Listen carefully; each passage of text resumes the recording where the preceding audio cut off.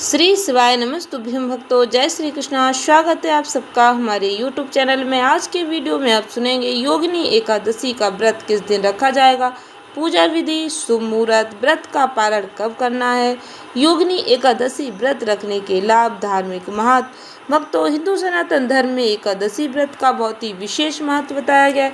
आषाढ़ मास के कृष्ण पक्ष में आने वाली एकादशी को योगिनी एकादशी कहा जाता है। इस व्रत को रखने से व्यक्ति के जाने अनजाने किए गए सभी पापों से छुटकारा मिल जाता है, सुख समृद्धि आरोग्य का आशीर्वाद प्राप्त होता है। भगवान नारायण की कृपा से जीवन में सुख समृद्धि और आरोग्यता बनी रहती, ऐसी मान्यता है। योगिनी एकादशी का व्रत करने से 88,000 ब्राह्मणों को भोजन कराने के बराबर पुण्य फल की प्राप्ति होती है। पद्म पुराण में ऐसा वर्णन मिलता है। योगिनी एकादशी का व्रत इस बार किस दिन रखा जाएगा, ध्यान से श्रवण करें भक्तों। एकादशी तिथि की शुरुआत 10 जुलाई शुक्रवार को 8:16 पर होगी। इस तिथि का समापन 11 जुलाई शनिवार को सुबह 5:22 पर होगा। व्रत भक्तों 11 जुलाई शनिवार के दिन रखा जाएगा। दशमी युक्त एकादशी का व्रत नहीं रखना चाहिए।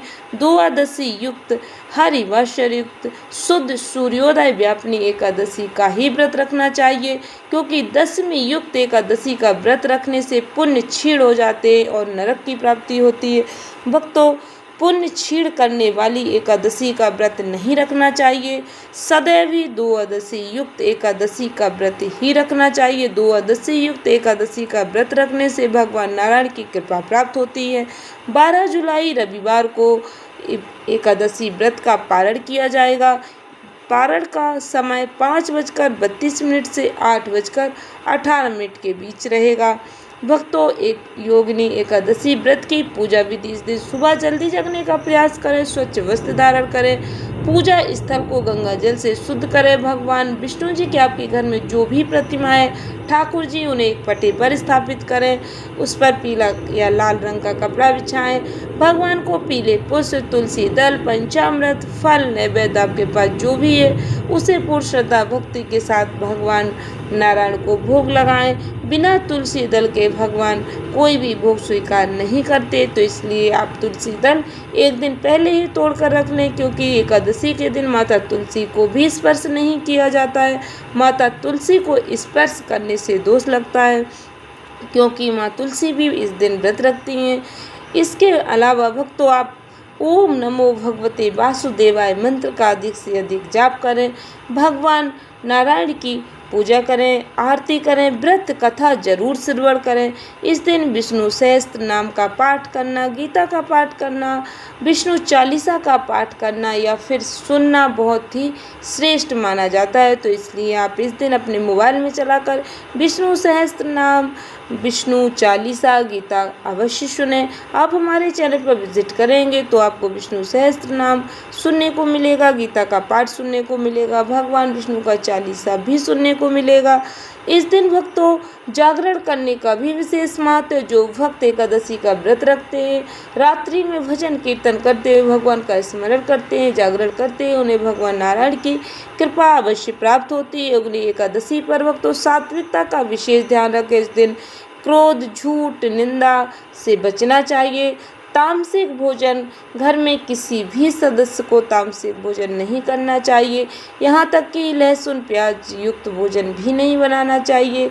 इस दिन किसी भी रूप में चावल का सेवन नहीं करना चाहिए। भक्तों, आप अपनी क्षमता अनुसार एकादशी के दिन व्रत रखते हैं, निर्जल रख सकते तो निर्जल रखें, फलाहार जल के साथ जिस भी तरह का व्रत रख पाते भगवान के समक्ष उस व्रत का संकल्प लेकर उस व्रत को पूर्ण करें। द्वादशी तिथि में शुभ समय पर पारण करके व्रत का समापन करना चाहिए। व्रत का पारण करने के समय आप पहले एक ब्राह्मण को भोजन कराएं। यदि आप भोजन नहीं करा पाते तो ब्राह्मण के नाम का सीधा अवश्य निकाल कर रखें और वह ब्राह्मण के यहाँ जरूर पहुँचाएं, या फिर आप अपने आसपास मंदिर है तो वहाँ पर पहुँचाएं, सीधा अवश्य निकाल कर रखें। सनातन धर्म में योगिनी एकादशी भगवान विष्णु को समर्पित अति प्रिय एकादशी है। पद्म पुराण के अनुसार इस व्रत का पालन करने से सभी प्रकार के पापों से मुक्ति मिलती है, जीवन में सुख शांति समृद्धि का आगमन होता है। ऐसी मान्यता है भक्तों की श्रद्धा और नियम पूर्वक यह व्रत करने से व्यक्ति को अक्षय पुण्य की प्राप्ति होती है। भगवान लक्ष्मी नारायण की विशेष कृपा प्राप्त होती है। आशा करती हूँ योगिनी एकादशी की जानकारी आपको उपयोगी लगी होगी। इस ज्ञानवर्धक वीडियो को अधिक से अधिक भक्तों को शेयर जरूर करें और भगवान जी का आशीर्वाद प्राप्त करें। सनातन ज्ञान को अधिक से अधिक लोगों तक पहुंचाने के हमारे प्रयास को सफल बनाएं। धन्यवाद भक्तों। श्री शिवाय नमस्तुभ्यं।